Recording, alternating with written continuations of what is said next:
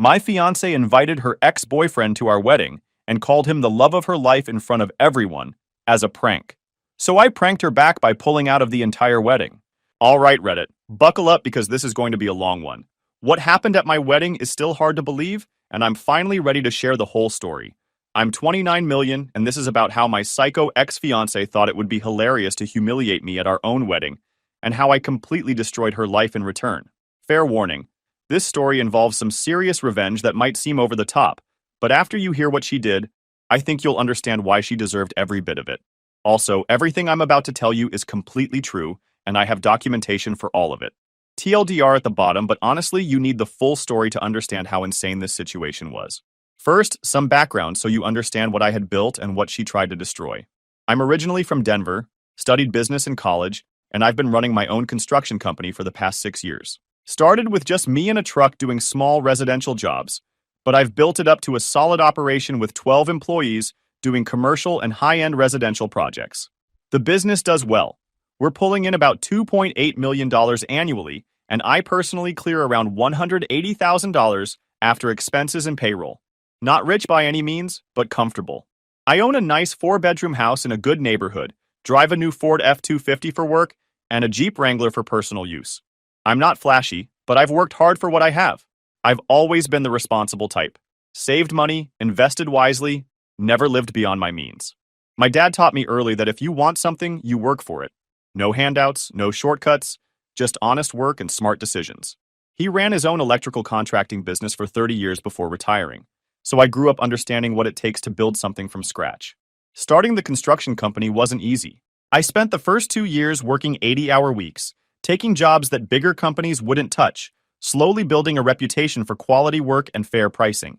I remember nights where I'd fall asleep at my kitchen table going over bids and estimates, trying to figure out how to price jobs competitively while still making enough profit to reinvest in better equipment. The breakthrough came in year 3 when I landed a contract to renovate a high-end restaurant downtown.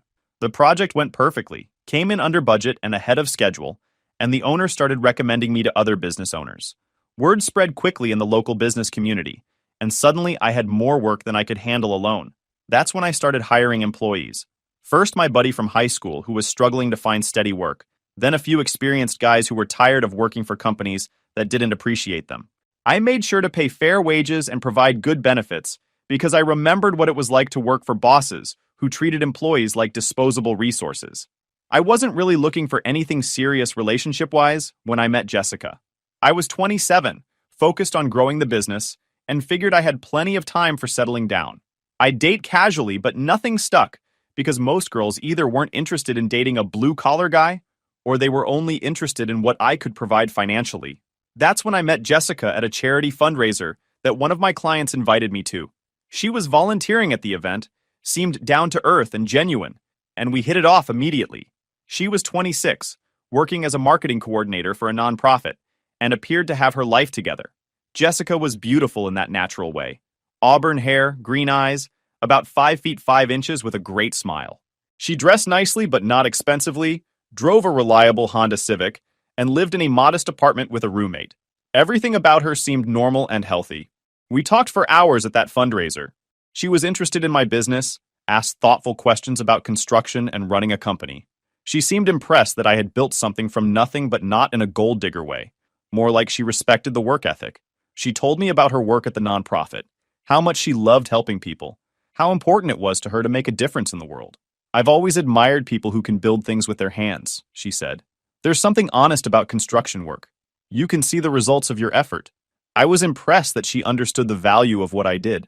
Most women I dated seemed embarrassed to tell their friends they were dating a contractor, like I was somehow beneath them, because I didn't work in an office. Jessica seemed different. Our first few dates were perfect. She insisted on splitting checks, never expected expensive restaurants or gifts, and seemed genuinely happy just spending time together. We'd go hiking in the mountains, check out local festivals, cook dinner at each other's places. She felt like the real deal. What really impressed me was how she interacted with my work crew when she'd occasionally stop by job sites. She'd remember their names, ask about their families, bring coffee for everyone. The guys loved her, which meant a lot to me because construction workers can usually spot fake people from a mile away. She's a keeper, my foreman told me after Jessica had visited one of our projects. Most contractors' girlfriends act like they're too good to talk to us. She's different. After about 4 months of dating, I was completely hooked. Jessica was everything I thought I wanted in a partner. Smart, funny, independent, and supportive of my goals. She'd pack me lunch for job sites, celebrate when we landed big contracts, and never complained when I had to work late. We moved in together after 8 months, and she contributed equally to expenses despite making less money than me. She kept her own bank account, paid her share of everything, and maintained her independence. I respected that about her. Looking back, I should have paid attention to some early warning signs. But love makes you stupid sometimes. I proposed to Jessica after we'd been together for 2 years. I had been planning it for months, saved up for a beautiful ring, arranged a surprise weekend getaway to Aspen, the whole romantic thing. When I got down on one knee at sunset overlooking the mountains, she cried happy tears and said yes immediately. The first few weeks after our engagement were amazing. Jessica was excited about planning our future together, talking about the wedding, looking at venues, but then things started to change, slowly at first. It began with comments about the ring. It's beautiful, but don't you think we should have gone a little bigger? I mean, you can afford it. Or, my friend Sarah's ring is almost 3 carats. I told her mine is just over 1 carat, but it has better clarity. Then came suggestions about the wedding budget. We had originally agreed on a modest celebration, maybe $15,000 total for 80 guests at a nice local venue. But Jessica started pushing for more expensive options. Don't you want our wedding to be special? This is a once-in-a-lifetime event. Your business is doing so well now. We can afford to do this right. I've been dreaming of my perfect wedding since I was little.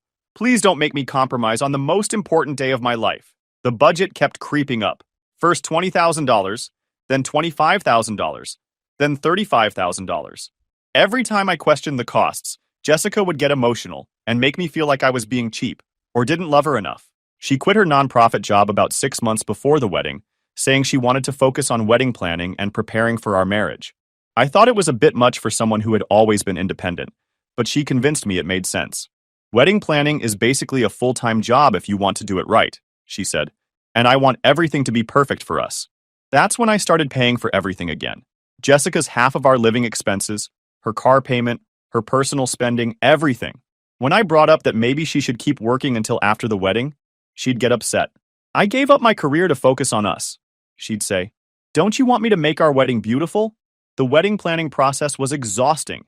Jessica became obsessed with every detail and wanted everything to be expensive and over the top. Designer dress, premium venue, top-tier catering, professional videographer, live band instead of a DJ. The budget ballooned to $55,000. She started following wedding Instagram accounts religiously, showing me pictures of elaborate decorations and expensive venues. Look at this centerpiece design, she'd say, showing me flowers that cost $200 per table. Isn't it gorgeous? We have to have something like this. Every conversation became about the wedding. She'd wake up talking about table linens and go to sleep discussing floral arrangements. When I suggested we might be going overboard, she'd get upset and accuse me of not caring about our special day. This is the most important day of my life, she'd say with tears in her eyes. Don't you want it to be perfect? Don't you want people to remember our wedding as the most beautiful they've ever seen? I started feeling like I was planning a production rather than a wedding. Jessica seemed more interested in impressing our guests than celebrating our relationship. But the real red flags started appearing about 3 months before the wedding. Jessica's friends would giggle and whisper when I was around, then stop talking when I got close enough to hear. She'd get mysterious phone calls that she'd take in private. She started working out more and buying expensive new clothes and cosmetics, saying she wanted to look perfect for the big day. You're going to be so surprised, she'd say with this weird smile. I have something special planned for our wedding that you'll never forget. I asked her multiple times what she was planning, but she'd just laugh and say it was a surprise. Given her track record of good judgment, I figured it was something sweet like a special song or a video montage. I should have trusted my instincts that something was wrong. About 6 weeks before the wedding, my best friend Marcus threw me a bachelor party. Nothing crazy, just dinner at a nice steakhouse and some pool at a local bar with my closest friends and a few work buddies. Jessica was having her bachelorette party the same weekend in Las Vegas with her bridesmaids. During dinner, one of my friends brought up something that made my blood run cold. So what's the deal with Jessica inviting Tyler to the wedding? Asked my friend Chris, who worked in the same industry and knew a lot of people around town. Who's Tyler? I asked, genuinely confused. The table went quiet. Chris looked uncomfortable, like he'd said something he shouldn't have. Tyler Morrison, Jessica's ex-boyfriend from college. I heard through the grapevine that he's on your guest list. I felt like I'd been punched in the stomach. That's impossible. Jessica never mentioned inviting any ex-boyfriends, and I definitely didn't approve anyone named Tyler. Marcus, who had been my best friend since high school and was serving as my best man, looked concerned. Dude, are you sure? Chris, where did you hear this? My cousin works at the venue where you're getting married, Chris explained. She was going over the seating chart with Jessica last week and mentioned that it was unusual to seat an ex-boyfriend at the head table area. Jessica just laughed and said it was going to be hilarious. The word hilarious made my stomach drop. Jessica had been talking about her special surprise for months. Was this it? I tried to stay calm and enjoy the rest of my bachelor party, but I couldn't shake the feeling that something was seriously wrong. When I got home that night, Jessica was already asleep, supposedly exhausted from her Vegas trip. The next morning, I decided to ask her directly. Hey, Chris mentioned something weird last night. He said you invited your ex-boyfriend Tyler to our wedding? Jessica's face went white for just a second before she forced a smile. Oh, that. Yeah, I invited Tyler. He's an old friend, and I thought it would be nice to include him. Why didn't you tell me? We went over the guest list together multiple times. I must have forgotten to mention it. It's not a big deal. He's just a friend now. But something in her tone told me she was lying. Jessica had never been good at hiding things from me, and she was definitely hiding something now. Jessica, what's going on? You've been talking about some special surprise for months, and now I find out you've secretly invited your ex-boyfriend. What aren't you telling me? She got defensive immediately. Why are you being so paranoid? Tyler is just a friend. You're acting like I'm planning to run away with him or something. That night, I couldn't sleep. Something was very wrong, but I couldn't figure out what. Jessica was acting strange. Her friends were acting strange. And now there was this mystery ex-boyfriend showing up to our wedding. I decided to do some investigating. Over the next week, I started paying closer attention to Jessica's behavior and doing some discreet digging. What I found out made me sick to my stomach. First, I looked up Tyler Morrison on social media. Tall, good-looking guy who worked in finance in Chicago. According to his Facebook, he and Jessica had dated for 3 years in college and stayed in touch afterwards. His recent post showed he'd been in Denver several times over the past year, which Jessica had never mentioned. Then I found something that made my blood boil. Jessica had been texting with Tyler constantly. I only discovered this because she left her phone unlocked while taking a shower, and a text notification popped up from T saying, "Can't wait for Saturday. This is going to be epic." I knew I shouldn't look, but something about that message set off every alarm bell in my head. I clicked on the conversation and immediately wished I hadn't. I couldn't resist looking at their text conversation. What I found was devastating. The texts went back months. Tyler had apparently been Jessica's backup plan the entire time we'd been together. She'd been complaining to him about our relationship, saying things like, "I wish I was with someone more exciting," and "Sometimes I wonder what would have happened if we'd stayed together." There were messages about how boring I was, how she missed the passion they used to have, how she felt trapped in our relationship. One particularly painful text read, "Sometimes I look at him and wonder what I'm doing. You always understood me better." Tyler's responses were equally infuriating. He was encouraging her dissatisfaction, telling her she deserved better, that she was too good for someone like me. He was clearly trying to undermine our relationship from hundreds of miles away. But the worst part was discovering what her special surprise actually was. Jessica and her bridesmaids had planned an elaborate prank for our wedding day.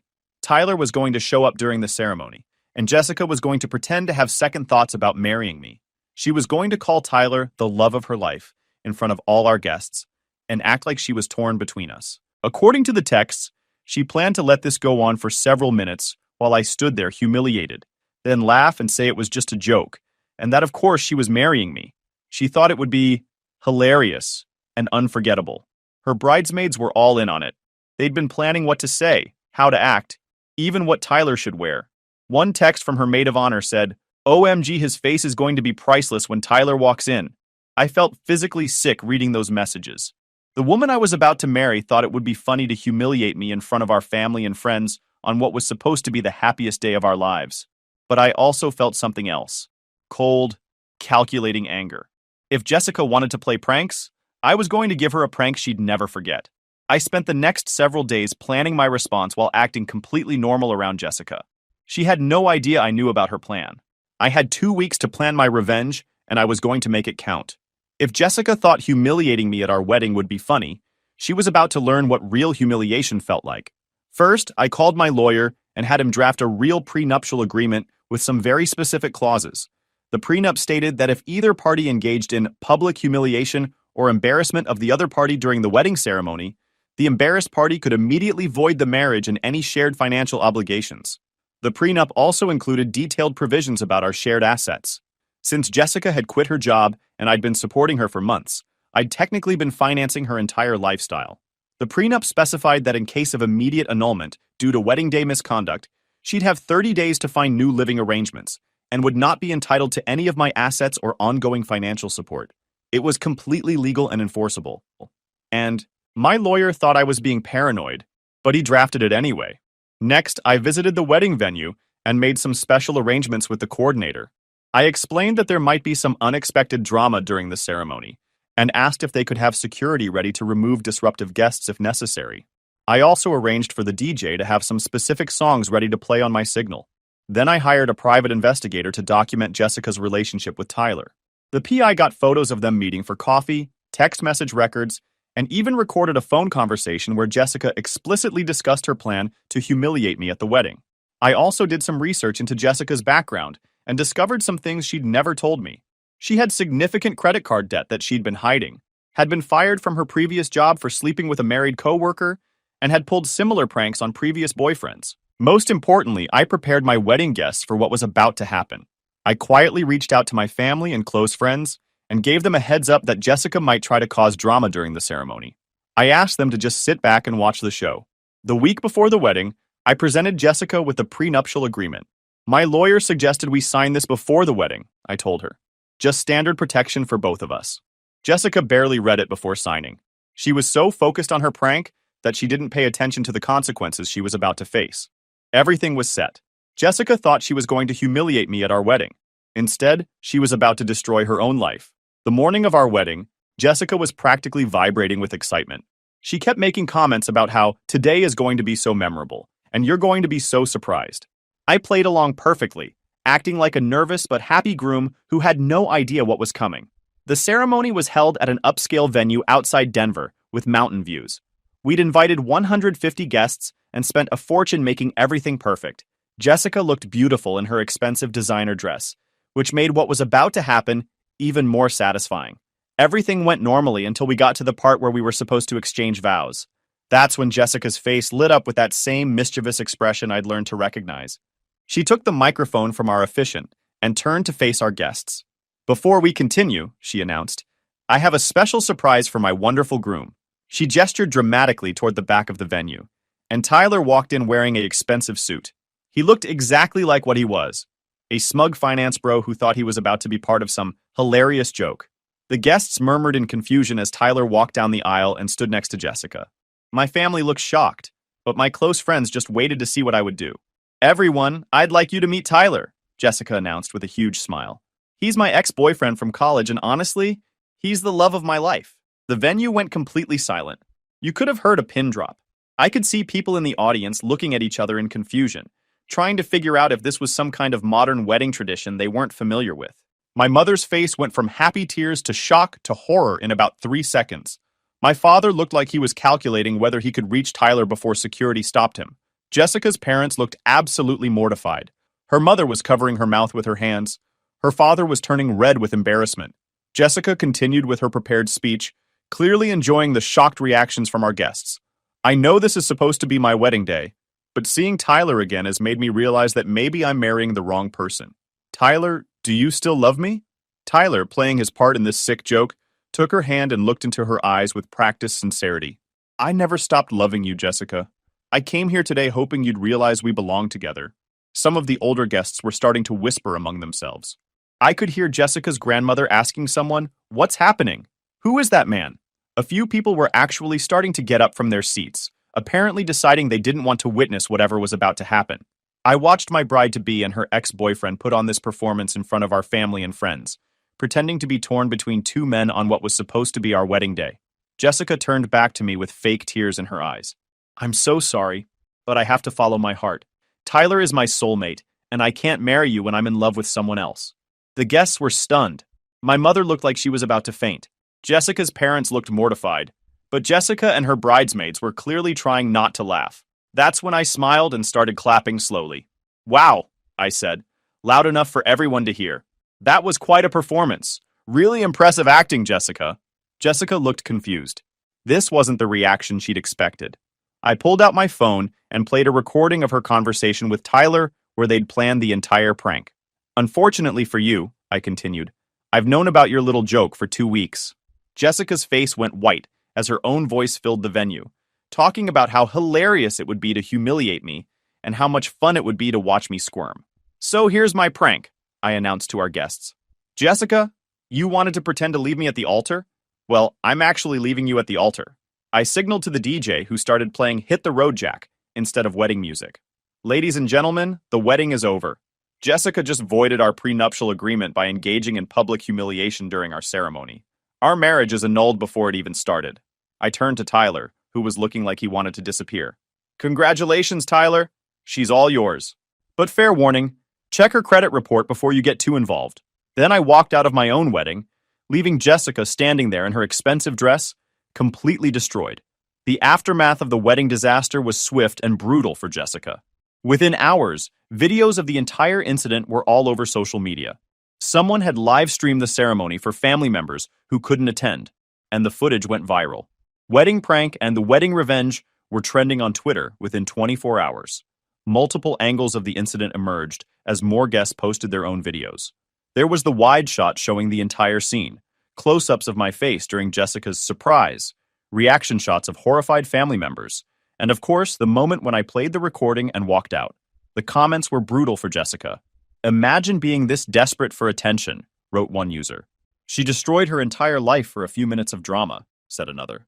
This is what happens when social media addiction meets real life. Jessica became internet famous for all the wrong reasons. The story was picked up by major news outlets, YouTube channels, and social media influencers. She was dubbed the bride who got left, and became a cautionary tale about wedding pranks gone wrong. Reaction videos started appearing within days. YouTubers analyzed every moment of the incident. Relationship experts discussed the psychology behind Jessica's behavior, and comedy channels made memes out of her facial expressions. The whole thing snowballed beyond anything I could have imagined. But the social media humiliation was just the beginning of her problems. The prenuptial agreement I'd had her sign was ironclad. Since she'd engaged in public humiliation during our wedding ceremony, our marriage was immediately annulled, and she had no claim to any of my assets or ongoing financial support. This meant Jessica had 30 days to find a new place to live and support herself. Since she'd quit her job months earlier and had been living off my income, she was completely unprepared for sudden financial independence. It got worse. The viral videos caught the attention of her former employer, who confirmed that she'd been fired for inappropriate conduct. This made it nearly impossible for her to find new employment, especially since potential employers could easily Google her name and find the wedding disaster footage. Tyler, her supposed love of her life, wanted nothing to do with her once he realized the scope of the humiliation and backlash. He'd agreed to participate in what he thought was a harmless prank, not become part of a viral internet disaster that was affecting his own reputation and career. Jessica's credit card debt, which she'd been hiding from me, became a serious problem without my income to help manage it. She'd been spending freely for months, assuming she'd have access to my money after we got married. Her parents, who were conservative religious people, were mortified by her behavior and the public embarrassment. They refused to let her move back home and told her she needed to face the consequences of her actions like an adult. Within 2 months, Jessica had lost her home, her relationship, her reputation, and her financial security. She was forced to move into a studio apartment in a bad part of town and take a minimum wage job at a call center. But the real consequences were just beginning. The investigation I'd hired had uncovered Jessica's pattern of manipulative behavior with previous boyfriends. 3 other men came forward with similar stories of Jessica using and manipulating them, then discarding them when she got bored. One of her ex-boyfriends had been planning to propose when Jessica suddenly broke up with him via text message. Another had supported her through nursing school, only to have her leave him immediately after graduation for someone with more money. The pattern was clear. Jessica was a serial user who targeted successful men, manipulated them into supporting her lifestyle, then moved on when something better came along or when she got bored. Armed with this information and the documented evidence of her wedding prank, I made sure everyone in our social circle knew exactly who Jessica really was. About 8 months after our wedding disaster, Jessica started trying to contact me. It began with emails apologizing for the prank and asking if we could work things out. I know what I did was wrong, she wrote. But it was just supposed to be a harmless joke. I never meant to hurt you. Can't we move past this and try again? When I ignored her emails, she moved on to text messages, then phone calls, then showing up at my office and my house. Each contact was more desperate than the last. Please, she said during one particularly pathetic phone call. I've lost everything. I can't find a decent job because of those videos. I'm living in a horrible apartment and can barely afford food. I know you hate me, but can't you find it in your heart to help me? She tried every manipulation tactic in the book. Appeals to our shared history, promises that she'd changed, claims that she was suicidal, and it would be my fault if something happened to her. I gave up my career for you, she said, conveniently forgetting that she'd been fired from her previous job. You owe me something for the 2 years I invested in our relationship. The final contact came last month, when she showed up at my house unannounced. She looked terrible, clearly hadn't been taking care of herself, cheap clothes, obviously struggling financially. Her hair was greasy and unkempt. She'd lost weight in an unhealthy way, and she had dark circles under her eyes. I know you don't want to see me, she said, crying on my doorstep. But I'm desperate. I'm about to be evicted from my apartment. I can't find work anywhere because everyone knows who I am. My parents won't help me. You're the only person who can save me. She looked around nervously, like she was worried neighbors might recognize her from the viral videos. I've been living on ramen and peanut butter sandwiches for weeks. I sold my car just to pay rent last month. I'm completely broke. She got down on her knees, literally begging. Please, I'll do anything. I'll sign any agreement you want. I'll never contact you again after this. I just need enough money to get back on my feet. Maybe help me move somewhere else where people don't know who I am. Please don't let me end up homeless. The desperation in her voice was real. This wasn't manipulation or crocodile tears. She was genuinely terrified about her future. Part of me almost felt sorry for her. But then I remembered standing at that altar while she humiliated me for her own entertainment. I looked down at this pathetic woman who had tried to humiliate me in front of everyone I cared about, and I felt absolutely nothing. Jessica, I said calmly, you made your choice when you decided to humiliate me at our wedding. You thought it would be funny to destroy the most important day of my life for your own entertainment. Now you get to live with the consequences. But I'm sorry, she sobbed. I know it was wrong. Can't you forgive me? I forgive you, I said. But forgiveness doesn't mean I'm going to rescue you from the life you created for yourself. You're an adult who made adult choices. Deal with the adult consequences. I closed the door and haven't heard from her since.